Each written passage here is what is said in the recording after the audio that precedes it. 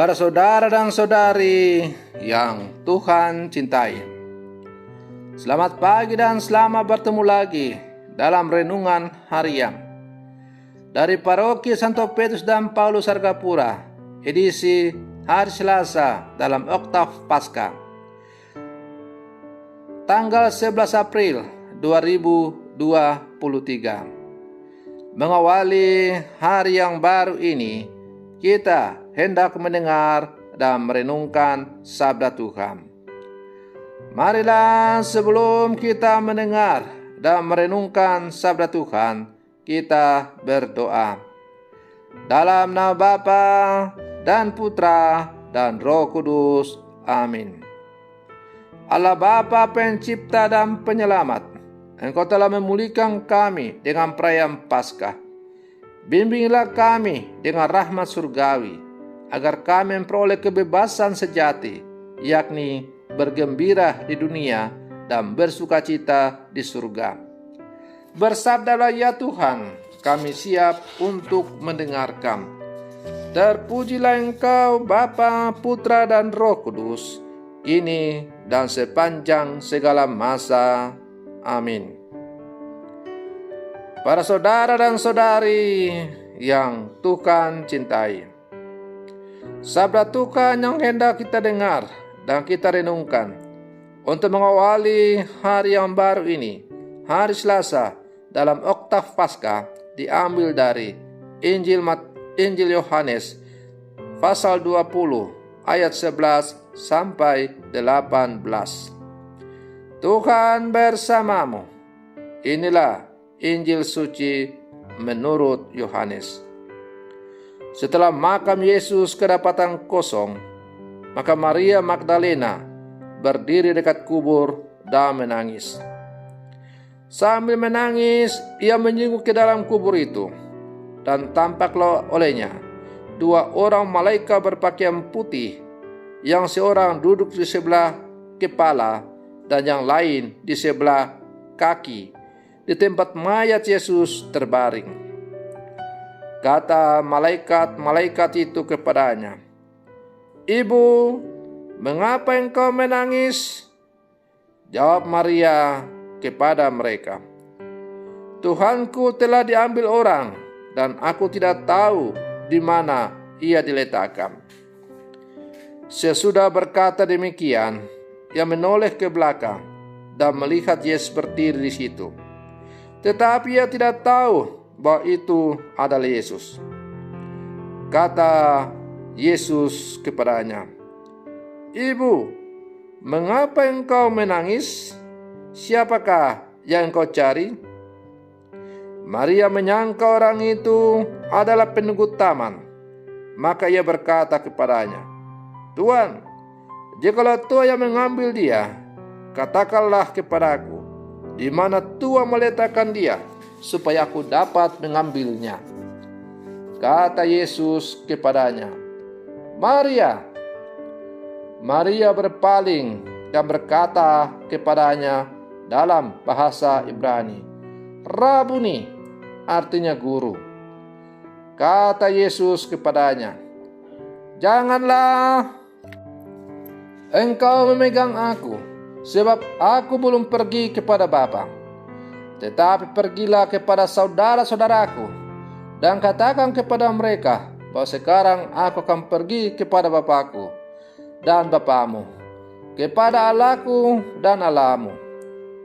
Maria Magdalena pergi dan berkata kepada murid-murid, "Aku telah melihat Tuhan, dan juga bahwa Tuhanlah yang mengatakan hal itu kepadanya." Demikianlah sabda Tuhan.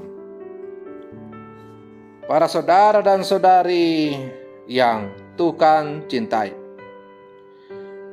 bacaan-bacaan Injil yang diperdengarkan kepada kita selama Oktav Paskah berbicara tentang kebangkitan Kristus.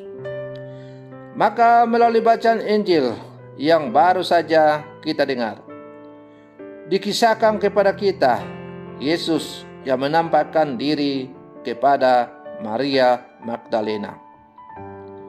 Maria Magdalena sedih dan menangis karena mengetahui jasad Yesus tidak ditemukan di makam. Ia mengira jasad Yesus telah diambil orang.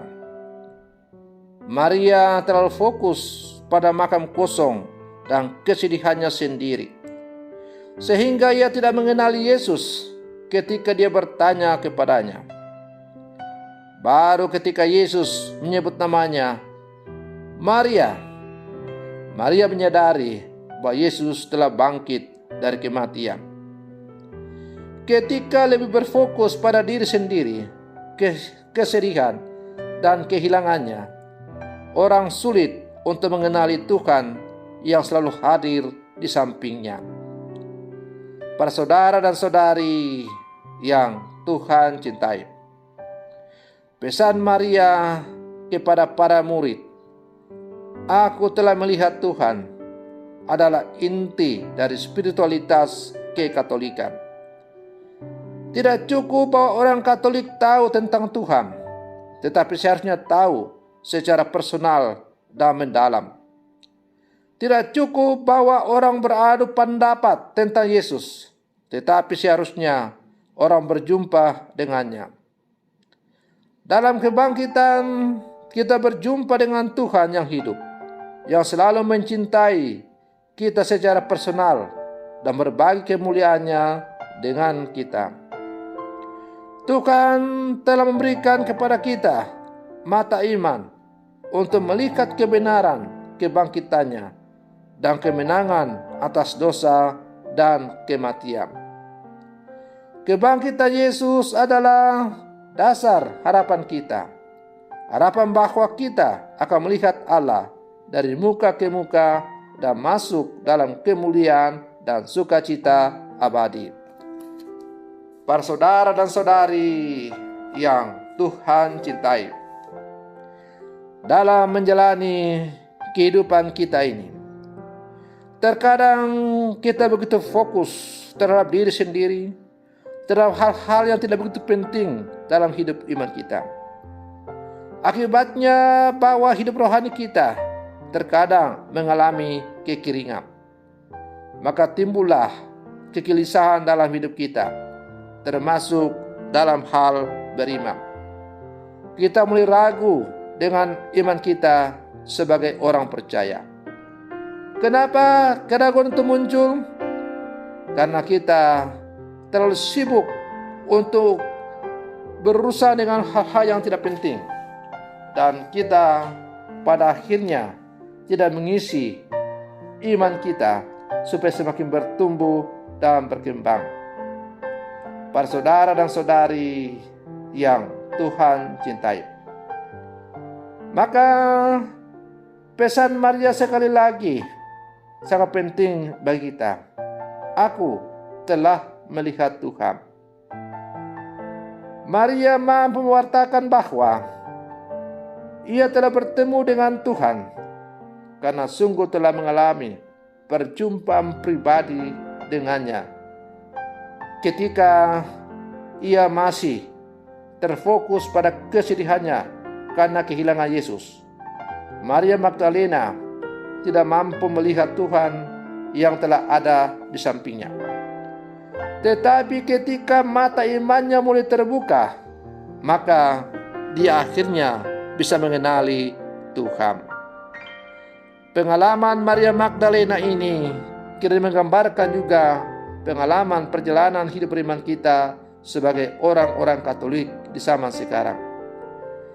Ketika kita sungguh-sungguh berfokus pada Tuhan, maka kita akan mampu sungguh melihat dan menyadari apa yang Tuhan katakan kepada kita dalam kehidupan kita.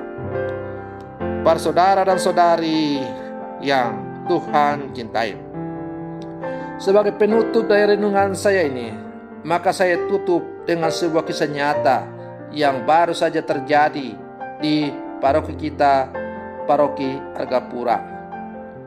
2 minggu yang lalu, ketika selesai itu jalan salib dan misa, ketika saya keluar dari sakristi, maka saya didatangi oleh Bapak Bambang dan ibunya, yang menyampaikan kepada saya bahwa kemenakannya yang masih duduk di bangku SD Santo Petrus, saya tidak ingat kelas berapa, melakukan protes karena ada peristiwa jalan salib yang tertukar ketika dipasang kembali pada saat orang selesai itu cat gereja.